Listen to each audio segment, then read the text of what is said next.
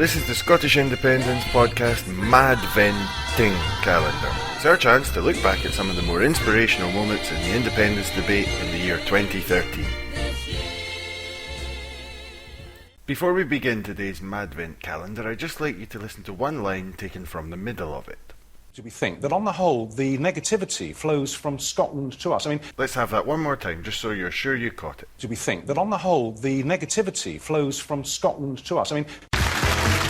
What does Alex Salmond want to keep if Scotland votes for independence? Is it the pound, the Queen, or Doctor Who? Find out after this short break.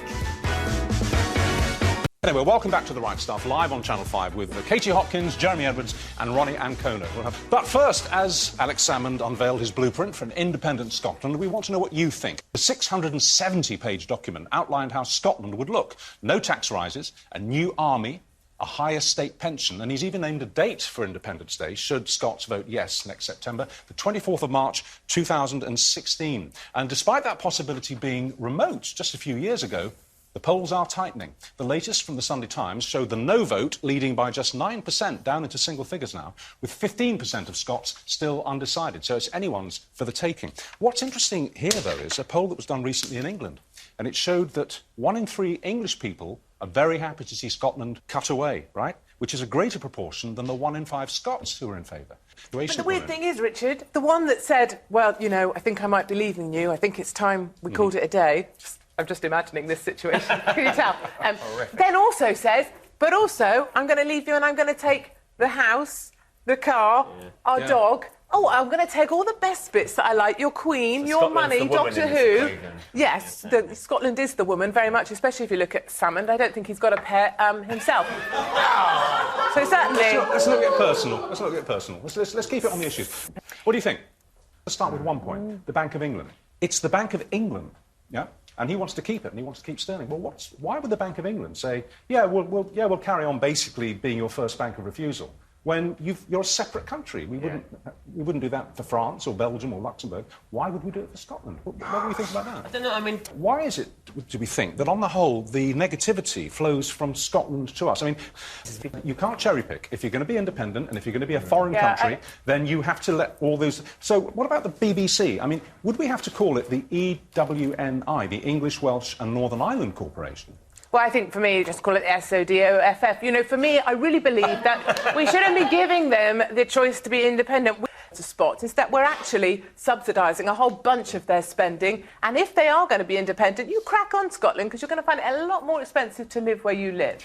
What have we done wrong? What about our oil, Richard, just saying? What about what? It's such a great... No, it's really important, because that's exactly the line they'll come back with every time, is what about the oil? Well, that would have to be negotiated and some kind of fair settlement. But what have we done wrong? As you say, we give them our money.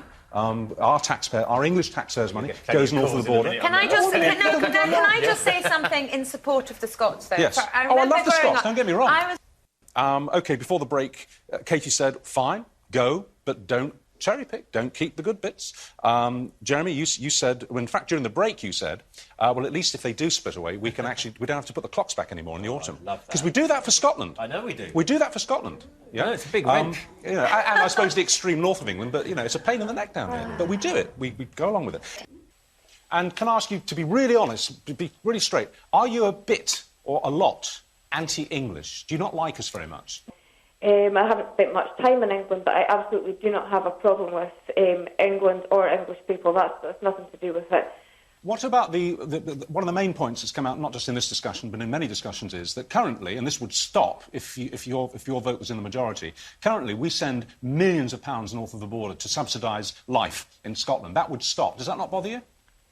Katie? Yeah, I just find it, they've got a devolved parliament already, for goodness sake. The white paper that's been laid out that people are buying into is just a long list of free childcare, 30 hours for free childcare.